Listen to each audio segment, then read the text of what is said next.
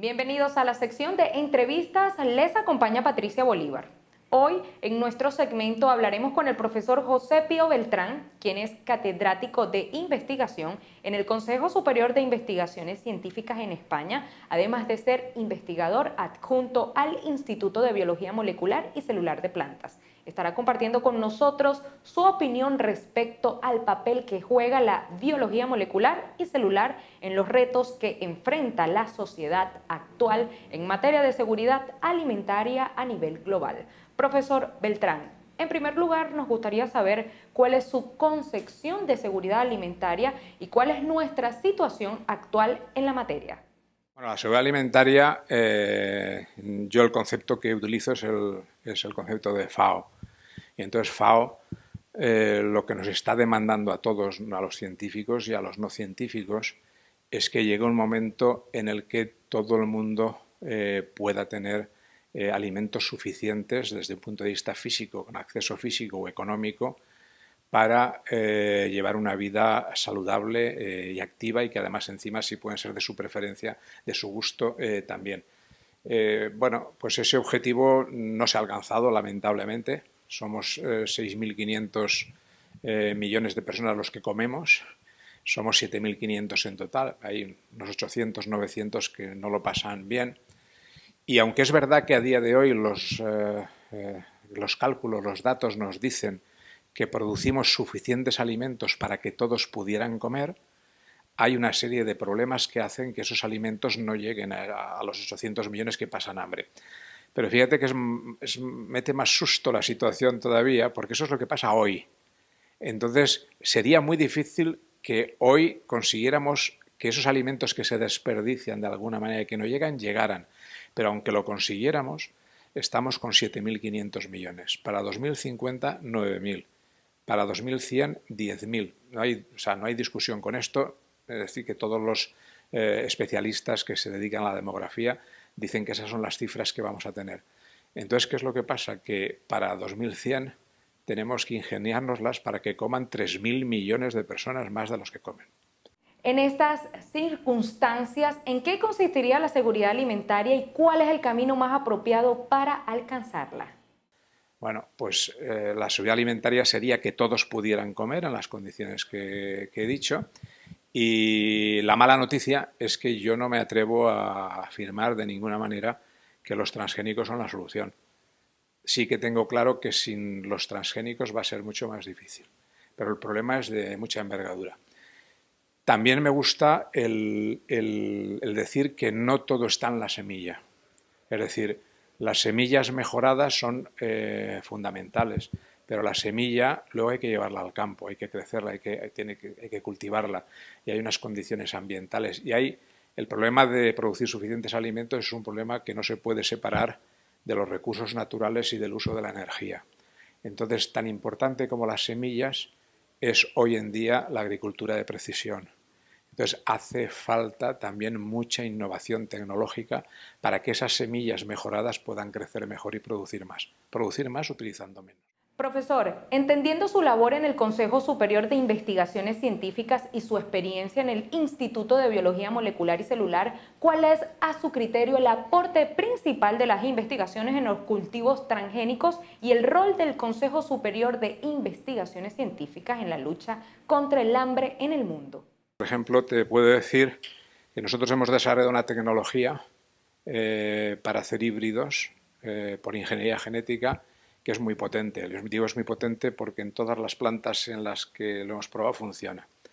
Entonces, las semillas híbridas tienen el vigor híbrido heterosis, son mucho más productivas. Por ejemplo, en España, desde los años 60 del siglo pasado, se viene utilizando híbridos de maíz, y para producir 1 tonelada de maíz ahora hace falta 1/3 parte del territorio que hacía falta antes. Por tanto, estás ahorrando 2/3 de los recursos que te hacían falta. Probablemente en agua sea menos el ahorro, pero en territorio sí.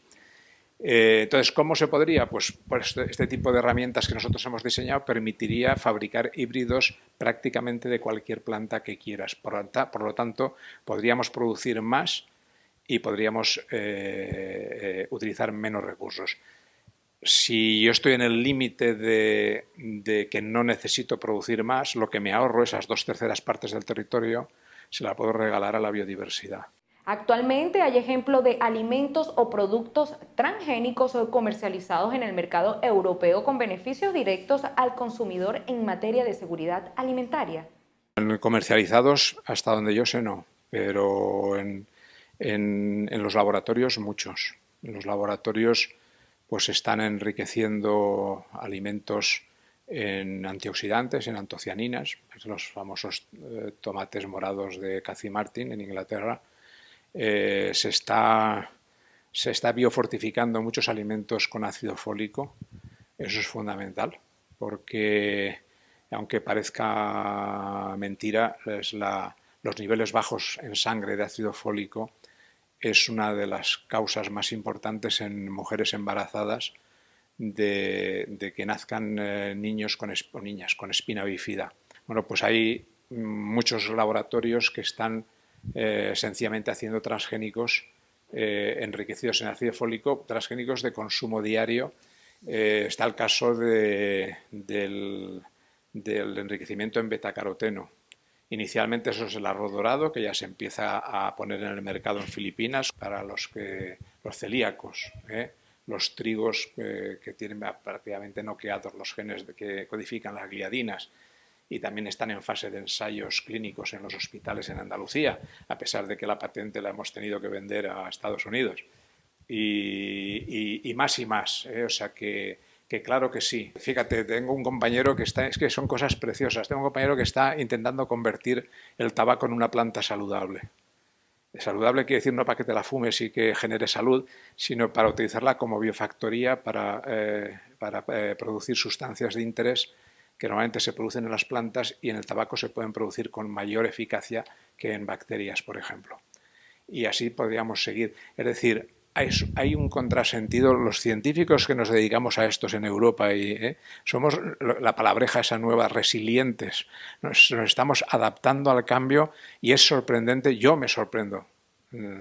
Lo que hacemos nosotros en el laboratorio es una pequeñita cosa. Me sorprendo mirando lo que hay en los laboratorios españoles y es espectacular el esfuerzo que se está haciendo para generar nuevas cosas, nuevos avances biotecnológicos.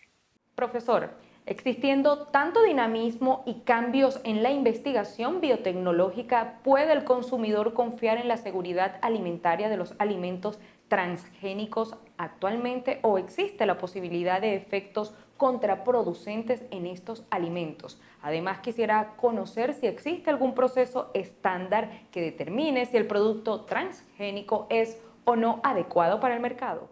Antes de poner un alimento en las redes comerciales, autorizar su consumo, se requiere una serie de estudios muy concienzudos. En el caso de los transgénicos, se analiza, yo no sé qué más hay que analizar, se analiza que el transgénico es exactamente igual que la planta de origen, excepto por la modificación que se ha hecho. Se sabe la modificación, se sabe si es estable, se sabe además si en el tiempo se mantiene, se sabe si ese alimento puede provocar alergias o no, se sabe si tiene características dañinas con un montón de test diferentes. De hecho, la queja de las empresas que comercializan transgénicos es que los exámenes a los que hay que someter un nuevo transgénico son tan concienzudos que se estima un coste de unos 200 millones de dólares.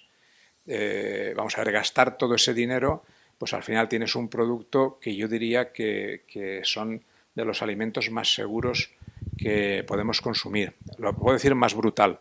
Si yo tuviera que decir alimentos seguros para mis niños, diría que los transgénicos son los más seguros. Dicho eso, no hay ningún alimento de ninguna clase, transgénico, no transgénico, biológico, natural, sobrenatural, no hay ningún alimento del que podamos decir que es seguro 100% para cualquier consumidor.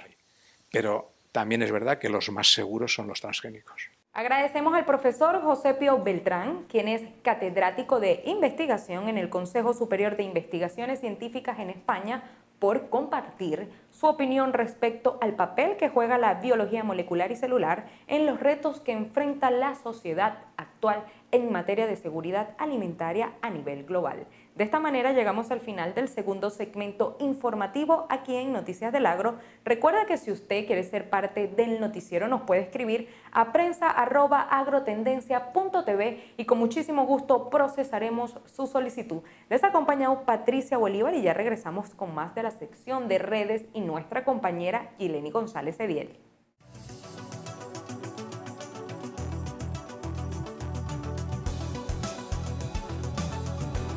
Los globos son enemigos de la fauna silvestre.